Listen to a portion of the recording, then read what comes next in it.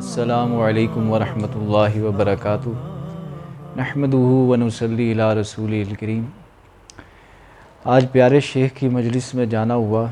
حضرت doctor Naushad bag صاحب دامت برکاتہم، اللہ پاک ان کی زندگی میں برکت عطا فرمائے اور ان کی قیمتی باتوں سے ہمیں خوب مستفید ہونے کی توفیق عطا فرمائے۔ بہت ہی قیمتی باتیں آج انہوں نے عرض کی فرمائیں۔ ان میں سے کچھ گزارشات، کچھ باتیں آپ کے سامنے رکھنا چاہتا ہوں تاکہ ہم سب مسلمانوں کو فائدہ ہو جائے۔ حضرت کی قیمتی باتیں ہیں کہ انسان کی زندگی میں مصائب آتے ہیں، تکالیف آتی ہیں، حالات ایک سے نہیں رہتے، کبھی اچھے حالات بھی آتے ہیں، کبھی تکلیفیں بھی آتی ہیں، پریشانیاں بھی آتی ہیں۔ تو انسان کو تقدیر الہی پہ راضی رہنا چاہیے۔ حضرت عمر رضی اللہ تعالیٰ عنہ نے ایک دفعہ ایک مجلس کے اندر بیان فرما رہے تھے، فرمایا کہ خیر بھی اللہ کی طرف سے ہے اور شر بھی اللہ کی طرف سے ہے۔ تو ایک یہودی بیٹھا ہوا تھا مجلس میں، وہ کھڑا ہو گیا، اس نے کہا حضرت خیر اللہ کی طرف سے ہے یہ بات تو سمجھ میں آتی ہے، لیکن شر اللہ کی طرف سے ہے یہ بات سمجھ میں نہیں آتی، یہ کیسے؟ تو حضرت عمر رضی اللہ تعالیٰ عنہ نے فرمایا ہے کہ یہ تو پھر ایسی بات ہو گئی کہ خیر کا خالق اللہ تعالیٰ ہے اور شر کا خالق نعوذ باللہ کوئی اور ہے، شر کا خالق کوئی اور ہے۔ بلکہ فرمائے کہ خیر کا خالق بھی اللہ ہے، شر کا خالق بھی اللہ ہے، حالات اللہ کی طرف سے آتے ہیں، عزت کے حالات بھی اللہ کی طرف سے آتے ہیں، ذلت کے حالات بھی اللہ کی طرف سے آتے ہیں، غمی کے حالات بھی اللہ کی طرف سے آتے ہیں، خوشی کے حالات بھی اللہ کی طرف سے آتے ہیں۔ ہر چیز پہ ایک اکیلے اللہ کا قبضہ ہے، اللہ جو چاہتے ہیں کرتے ہیں، اللہ کے علاوہ کوئی کچھ نہیں کر سکتا۔ کائنات کے ذرے ذرے پہ میرے اللہ کا قبضہ ہے۔ ایک دفعہ حضور صلی اللہ علیہ وسلم کے گھر حضرت فاطمہ رضی اللہ تعالیٰ عنہ تشریف لائیں۔ چھوٹے سے گھر ہوتے تھے، چھوٹے چھوٹے حجرے ہوتے تھے۔ تو آپ علیہ السلام کے حجرے میں حضرت عائشہ رضی اللہ تعالیٰ عنہ بھی بیٹھی ہوئی تھی۔ آپ صلی اللہ علیہ وسلم نے حضرت فاطمہ رضی اللہ عنہ کے کان میں کچھ کہا تو حضرت فاطمہ رضی اللہ تعالیٰ عنہ رونے لگیں، پریشان ہو گئیں۔ پھر تھوڑی دیر بعد ان کے کان میں کچھ اور بات کہی تو حضرت فاطمہ رضی اللہ تعالیٰ عنہ خاموش ہو گئیں اور مسکرانے لگیں۔ تھوڑی دیر بعد آپ علیہ السلام کے گھر سے تشریف لے گئے تو حضرت عائشہ رضی اللہ تعالیٰ عنہ بیٹھی ہوئی تھیں۔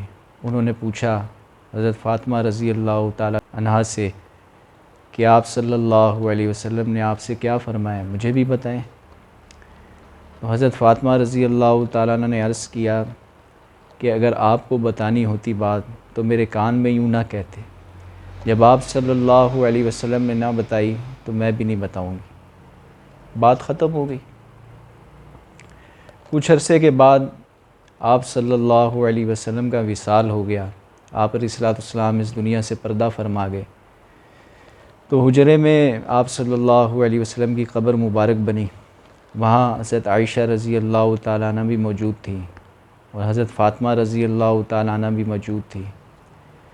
حضرت عائشہ رضی اللہ تعالیٰ عنہ نے فرمایا کہ آپ کو یاد ہے کہ وہ فلاں دن آپ علیہ السلام نے آپ کے کان میں کچھ کہا تھا، اب تو آپ صلی اللہ علیہ وسلم اس دنیا سے پردہ فرما گئے، اب بتانے میں مذائقہ نہیں۔ تو حضرت فاطمہ رضی اللہ عنہ نے عرض کیا ہاں اب بتانے میں کوئی مسئلہ نہیں۔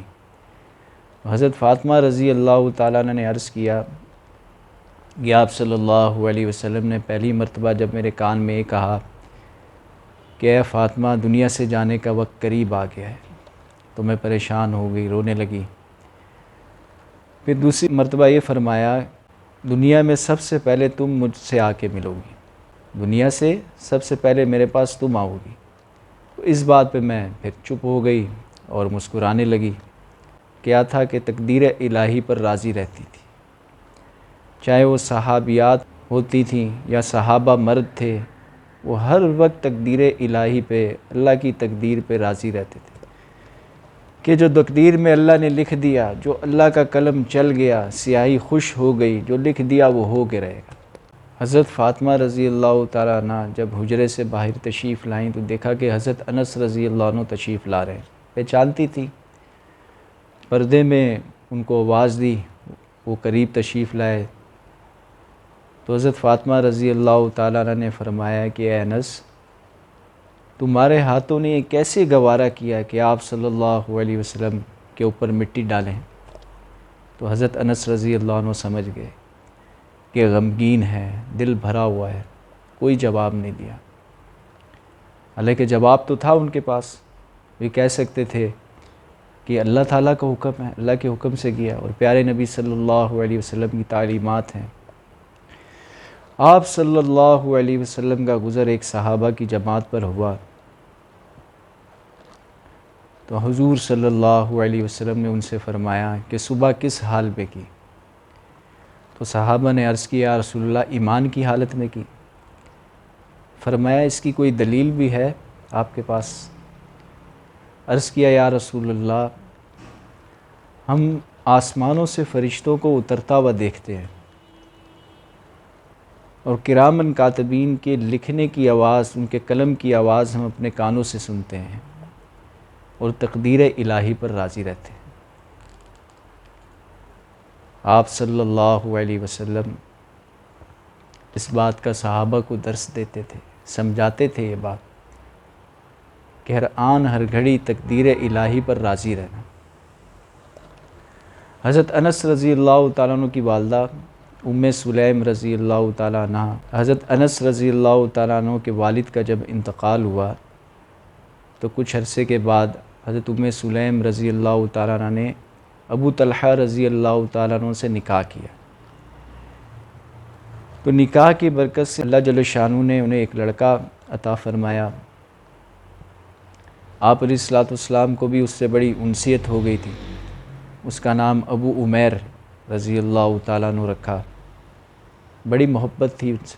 کچھ عرصے کے بعد وہ بیمار ہو گیا، بہت سخت بیمار ہوا، بخار ہو گیا، اسی کیفیت میں اس کا وصال ہو گیا۔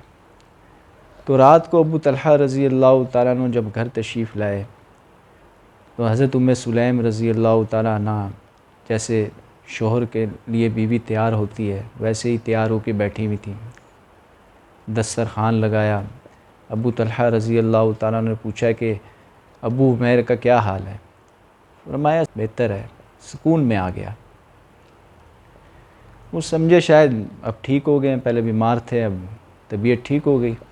کھانا کھایا اور رات کو بیوی سے ملاقات بھی کی۔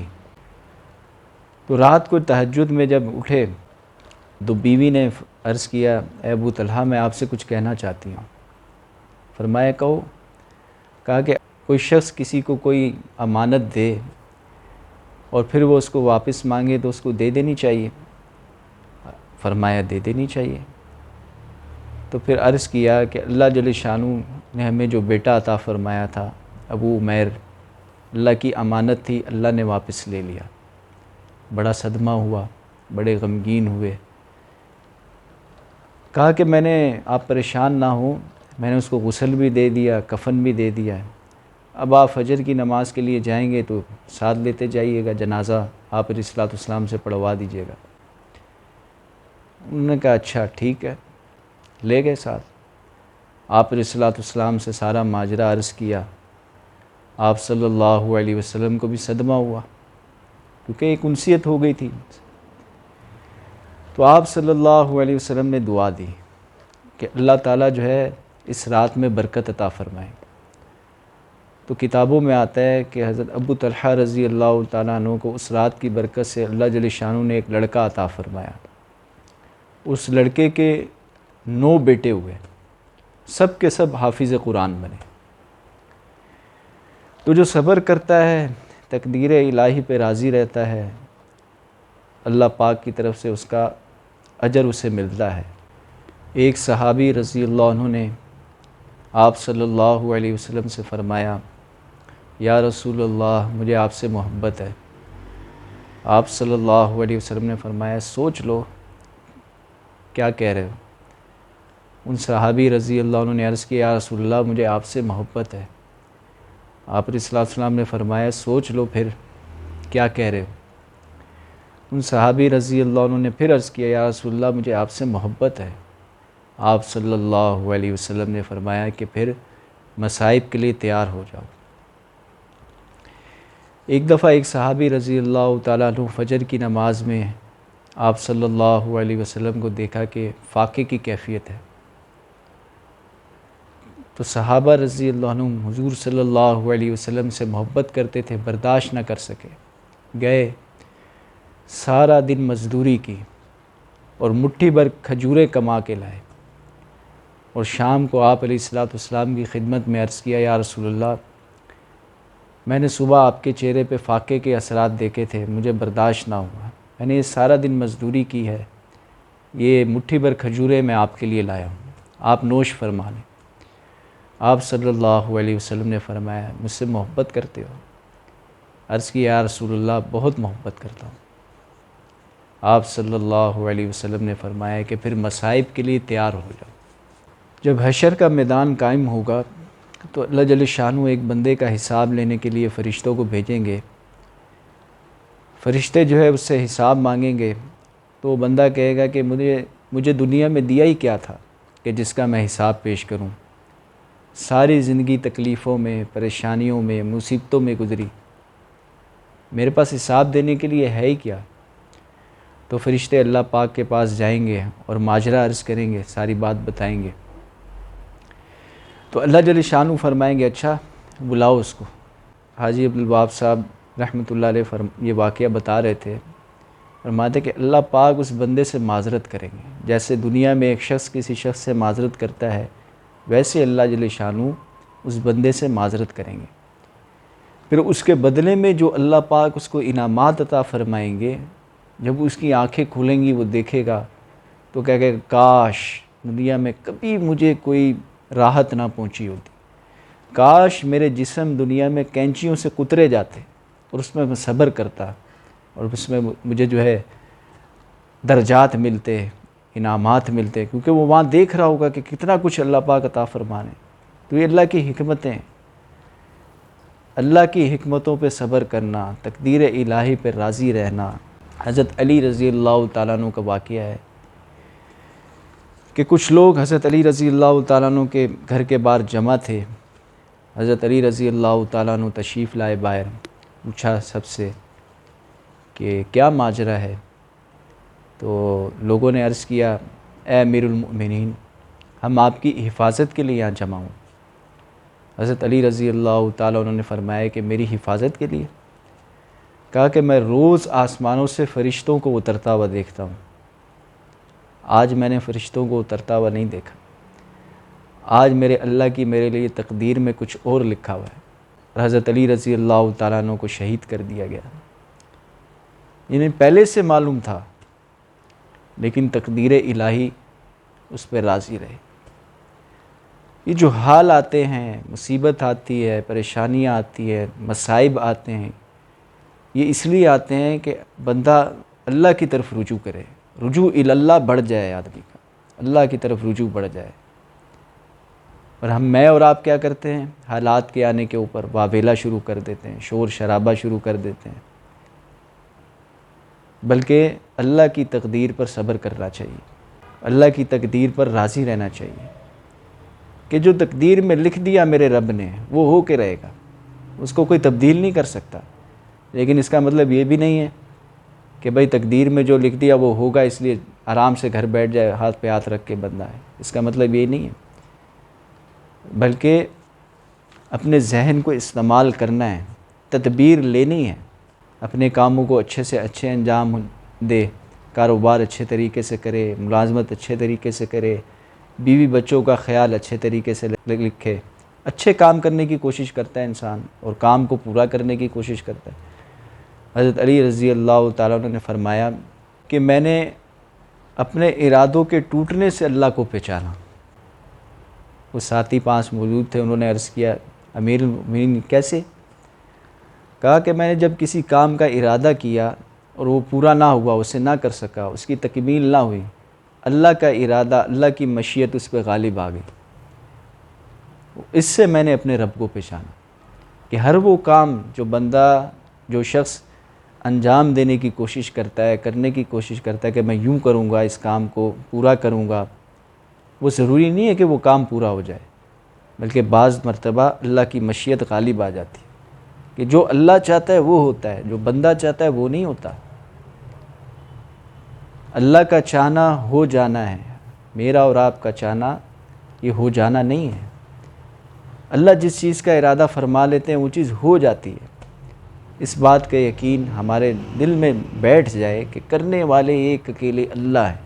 اللہ تعالیٰ شانوں سے دعا ہے کہ اللہ پاک جل جلالہ ہمیں اپنی تقدیر پر راضی رہنے کی توفیق عطا فرمائے۔